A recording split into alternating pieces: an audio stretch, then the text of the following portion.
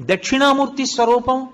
చిన్నపిల్లలు దక్షిణామూర్తిని ఎంత ధ్యానం చేస్తారో అంత జ్ఞాపక శక్తి, అంత గొప్పగా స్ఫురణ శక్తి పెరుగుతాయి. ఐశ్వర్యం కావాలనుకున్నవాడు దక్షిణామూర్తిని రోజు ధ్యానం చేస్తే అంత ఐశ్వర్యం. ఆరోగ్యం కావాలనుకున్న వాడికి ఆరోగ్యం, జ్ఞానం కలగాలనుకున్న వాడికి జ్ఞానం. నేను మీకు యథార్థం చెప్పాలంటే, మీకు ప్రతిరోజు 1-2 నిమిషాలు దక్షిణామూర్తిని ధ్యానం చేయడం అలవాటైతే మోక్షము కరతలామలకము, అంత్యమునందు పరమేశ్వరుడే మీకు జ్ఞాపకం వచ్చి మోక్షానికి కడతారు. అంత గొప్ప స్వరూపం దక్షిణామూర్తి స్వరూపం. అది శైవాగమంలో మీరు దక్షిణ దిక్కుకి వెళ్ళగానే దక్షిణాన్ని చూస్తూ కనపడాలి ఆయన. కనపడగానే మీరు అభిముఖంగా ఉండకూడదు. మీరు ఇటు పక్కకెడితే తూర్పు ముఖం చేస్తారు.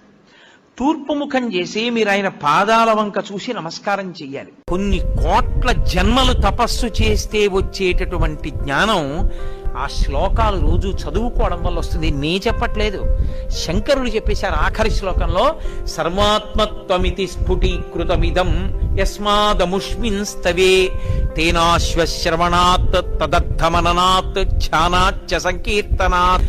ఈ శ్లోకాల్ని, ఈ స్తోత్రాన్ని, దక్షిణామూర్తి స్తోత్రాన్ని ప్రతిరోజు ఎవరైతే చదువుకుంటున్నారో, చదవడం చేత కాని వాళ్ళు, చదువుకోవడం వచ్చిన వాళ్ళు చదివితే వింటున్నారో, విని ధ్యానం చేయగలుగుతున్నారో, ధ్యానం చెయ్యలేకపోతే కనీసం పఠిస్తున్నారో, వింటున్నారో, ఇలాంటి వాళ్ళందరికీ కూడా సర్వాత్మత్వమితి స్ఫుటీకృతమిదం, ఆత్మ అనుభవంలోకి రావడమే కాదు, దానితో పాటుగా సమస్త సిద్ధులు కూడా కలుగుతాయి.